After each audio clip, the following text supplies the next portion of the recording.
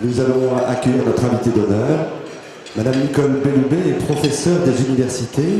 Elle a enseigné le droit avant de devenir rectrice de l'Académie de Limoges, puis celle de Toulouse. En tant que femme politique, elle est adjointe au maire de Toulouse, Pierre Cohen, puis vice-présidente du Conseil régional Midi-Pyrénées. Elle est ensuite membre du Conseil constitutionnel de mars 2013 à juin 2017, date à laquelle elle est nommée garde des Sceaux, ministre de la Justice dans le deuxième gouvernement Édouard Philippe, sous la présidence d'Emmanuel Macron. Je vous remercie d'accueillir Madame Nicole Belloubet.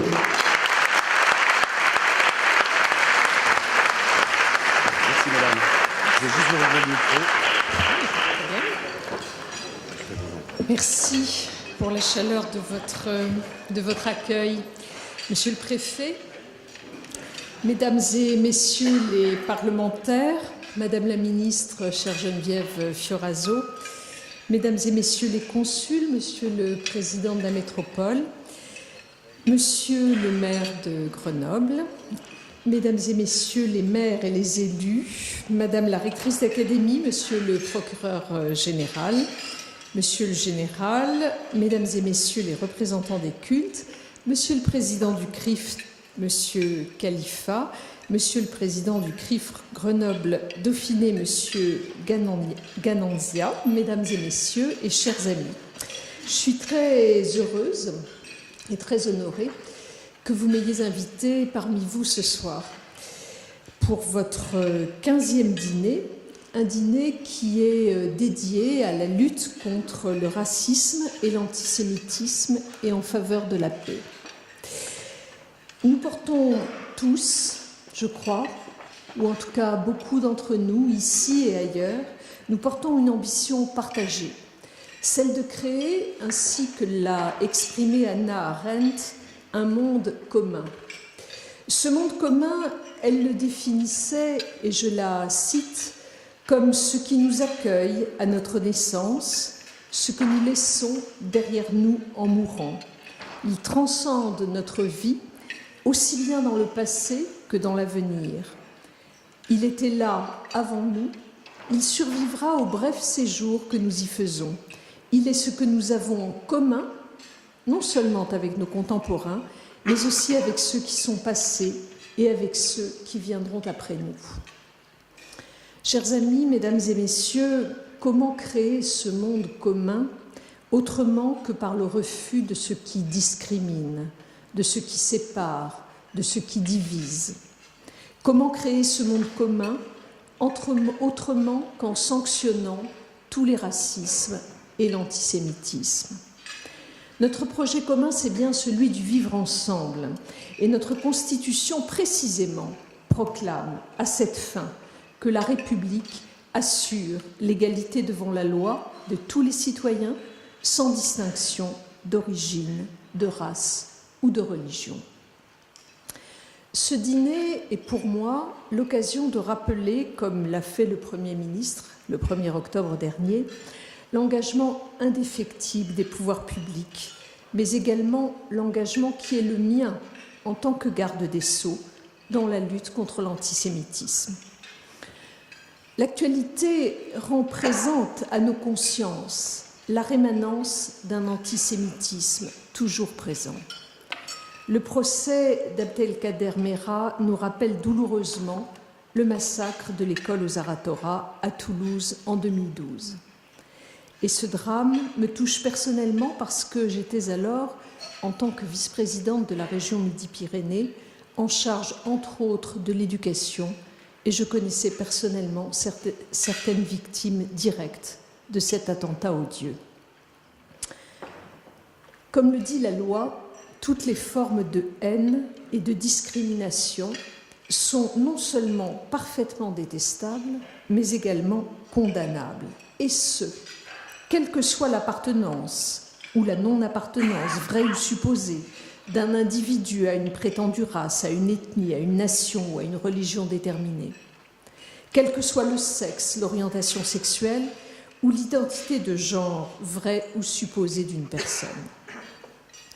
Dans cette perspective, comment ne pas réaffirmer que tout acte antisémite porte profondément atteinte aux valeurs de la République? L'antisémitisme n'a pas sa place dans notre pays. Et je serai particulièrement déterminée à ce que la politique pénale soit absolument ferme pour réagir contre tous les actes antisémites. C'est mon devoir en tant que garde des Sceaux.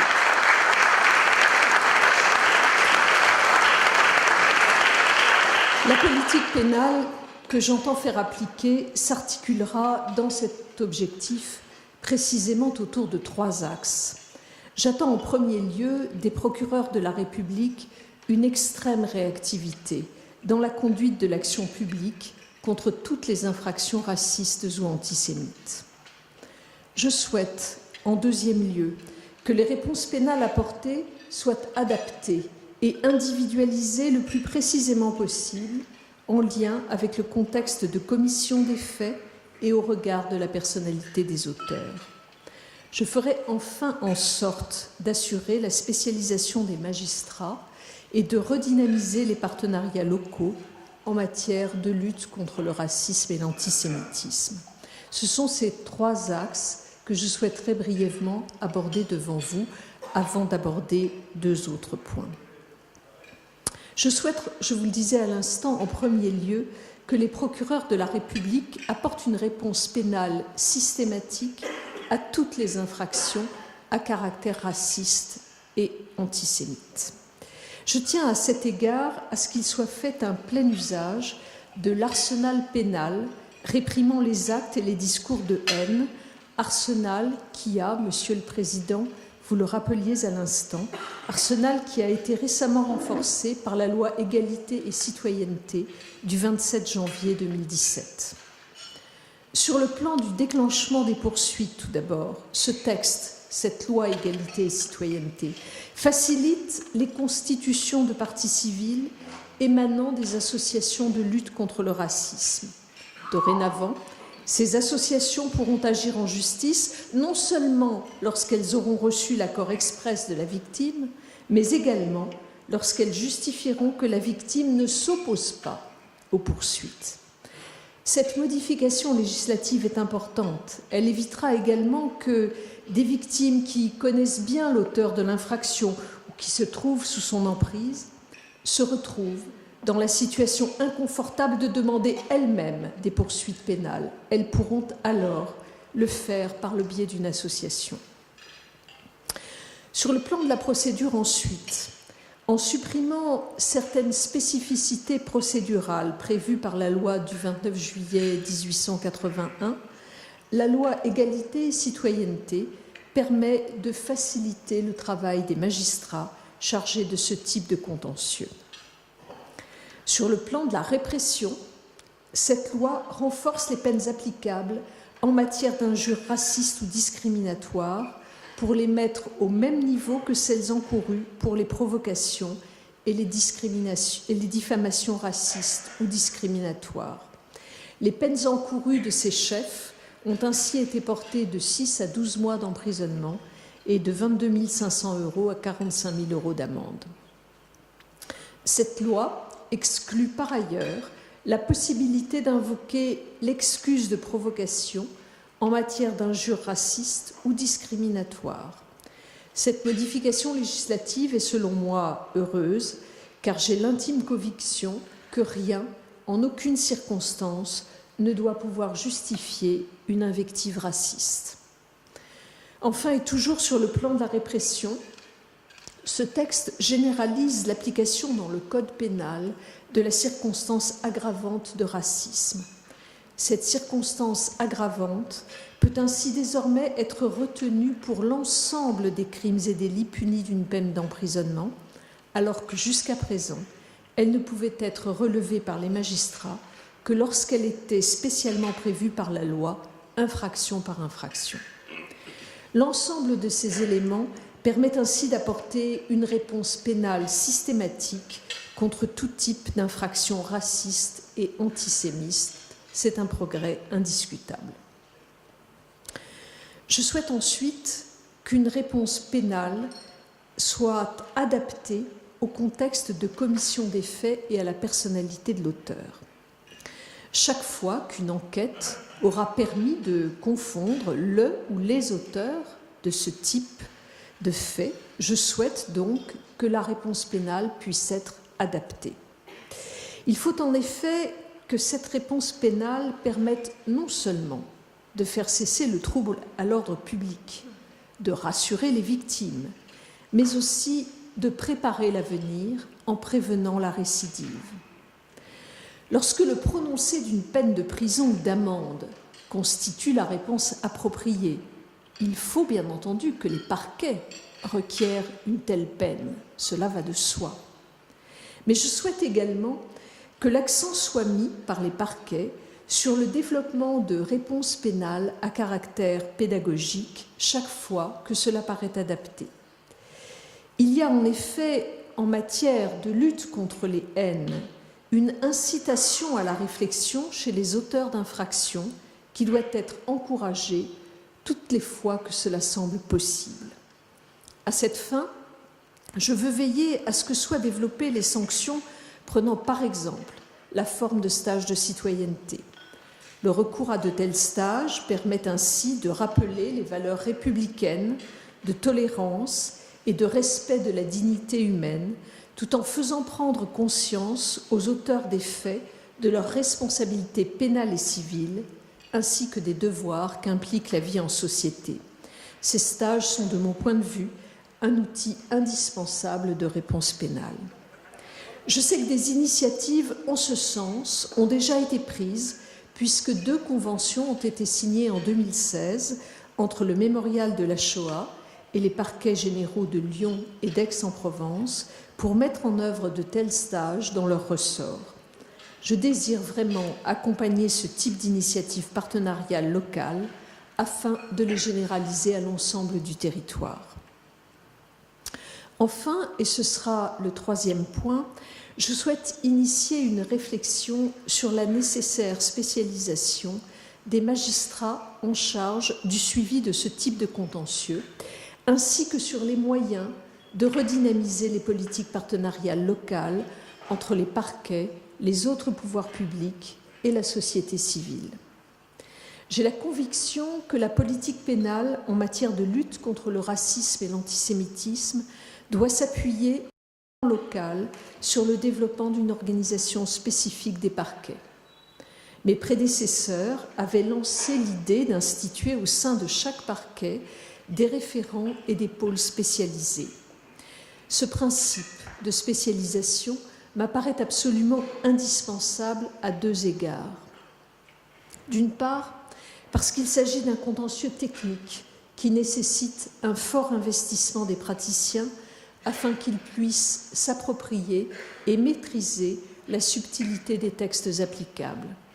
D'autre part, parce qu'en la matière, l'élaboration de politiques partenariales locales avec les représentants des pouvoirs publics tels que les préfectures et les rectorats et de la société civile avec la puissance du milieu associatif est une condition sine qua non de la mise en place d'une palette riche et diversifiée de sanctions pénales à visée pédagogique allant du travail d'intérêt général au stage de citoyenneté que j'évoquais précédemment. Des initiatives locales existent, je pense notamment aux partenariats existants avec la LICRA ou avec, je le disais tout à l'heure, le Mémorial de la Shoah. Il faut les multiplier parce que je souhaite en effet donner un nouvel élan à ces politiques partenariales pour les voir se généraliser elles aussi à l'ensemble du territoire. Messieurs les présidents, dans vos discours, vous avez évoqué des questions qui appellent de ma part d'autres éléments de réponse. Tout d'abord, vous avez évoqué la question des appels au boycott des produits israéliens. Depuis 2009, plusieurs opérations appelant au boycott de produits israéliens ont été menées sur le territoire national. Le directeur des affaires criminelles et des grâces du ministère de la Justice avait, le 12 février 2010, diffusé une dépêche aux procureurs généraux près les cours d'appel appelant, je cite les termes de cette dépêche, à une réponse cohérente et ferme face à ces agissements. Cette première dépêche a été confirmée et précisée par une dépêche en date du 15 mai 2012. Depuis, des parlementaires de gauche et de droite, des associations de droits de l'homme, des intellectuels ont demandé, jusqu'à présent sans succès à mes prédécesseurs, le retrait de la dépêche du 12 février 2010. Je crois fondamentalement que d'un point de vue juridique, la question doit être approchée différemment. Je rappelle que nous sommes dans un état de droit où les décisions de justice doivent être pleinement respectées et exécutées, a fortiori quand il s'agit de décisions revêtues de l'autorité définitive de la chose jugée. Le droit s'impose à tous quand, évidemment, les conditions de son application au cas d'espèce sont réunies. La Cour de cassation, vous le rappeliez, Monsieur le Président, dans 2 décisions du 20 octobre 2015, a ainsi jugé que l'appel au boycott constituait un délit, je cite, de provocation à la discrimination, à la haine ou à la violence envers une personne ou un groupe de personnes à raison de leur origine ou de leur appartenance à une ethnie, une nation, une race ou une religion déterminée. Ces 2 décisions fixent le cadre juridique et ce cadre juridique doit être respecté. Dans un contexte de grande sensibilité politique sur le sujet, compte tenu des drames à caractère antisémite que notre pays a connus ces dernières années, je souhaite réaffirmer devant vous ma vigilance et ma détermination sans faille dans la conduite de la politique pénale dans cette matière. Vous avez également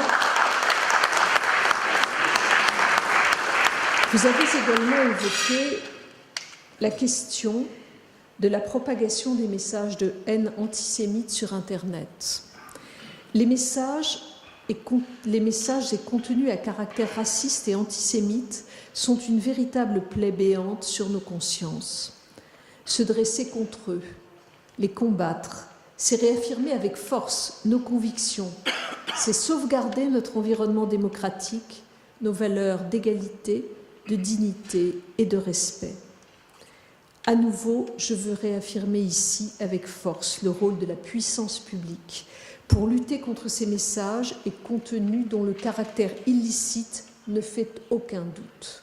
Cette lutte suppose une organisation puissante et efficace dans ces modes d'intervention et dans un cadre territorial adapté, car il faut le rappeler, Internet se joue des frontières et des cadres juridiques nationaux. L'arsenal juridique qui existe est déjà riche et dense. Les services d'enquête sont mobilisés. La coopération entre services d'enquête, services de police et de gendarmerie et les autorités judiciaires, via notamment la plateforme Pharos, est réelle. Avec le ministre de l'Intérieur, mon collègue Gérard Collomb, nous sommes très engagés sur ce sujet. Mais cet engagement devra aussi, pour être pleinement efficace, trouver des prolongements dans une harmonisation de nos politiques au niveau de l'Union européenne. C'est ce à quoi nous travaillons aujourd'hui avec l'ensemble des ministres de la Justice de l'Union européenne. Je puis vous l'assurer, puisque j'étais dernièrement à Luxembourg, où cette question a été évoquée. En conclusion, j'ai dois dire avoir été extrêmement touchée par votre appel à l'éducation. Aristophane le disait, éduquer, ce n'est pas remplir un vase, c'est allumer un feu. Et comment allumer un feu autrement qu'en faisant comprendre à nos fils et à nos filles que c'est bien l'esprit critique qui doit dominer et non pas l'asservissement à des pensées toutes prêtes et faciles à adopter. C'est bien cet esprit critique que nous devons leur insuffler pour que l'universalisme républicain auquel vous faisiez brillamment allusion, Monsieur le Président, pour que l'universalisme républicain soit notre maison commune. Vous le voyez, Mesdames et Messieurs, mon ambition pour la politique pénale, pour l'éducation aussi d'ailleurs, mais ce n'est plus moi qui l'ai directement en charge. Mon ambition pour la politique pénale en matière de lutte contre toutes les formes de haine est réelle. Elle s'appuie avant tout sur une volonté de pragmatisme et d'efficacité. Nous disposons en effet des outils juridiques nécessaires mais il nous appartient d'en faire l'usage le plus adapté et le plus affiné possible. Sans doute est-ce la raison pour laquelle la France a fait le choix de lier, dans l'article 1er de sa Constitution, les principes d'égalité et de laïcité. Et vous me permettrez, Monsieur le Président, de boucler la boucle en recitant ce très bel article 1er de notre Constitution. La France est une république indivisible, laïque, démocratique et sociale. Elle assure l'égalité devant la loi de tous les citoyens, sans distinction de race, d'origine ou de religion. Elle respecte toutes les croyances. Sont ainsi constitutionnellement fixées les règles du vivre ensemble, indispensables pour construire ce monde commun auquel appelait Hannah Arendt. Le droit libère, le droit protège, le droit exige aussi. L'homme libre n'est pas libre d'agir sans contrainte dans la société à l'égard de l'autre, à l'égard de son semblable. Je cite Tocqueville, « On ne saurait trop le dire, il n'est rien de plus fécond en merveille que l'art d'être libre, mais il n'y a rien de plus dur que l'apprentissage de la liberté. L'homme libre, mesdames et messieurs, n'est pas libre d'inciter ni à la haine, ni à l'antisémitisme. C'est cette leçon de Tocqueville que nous retiendrons. Je vous remercie.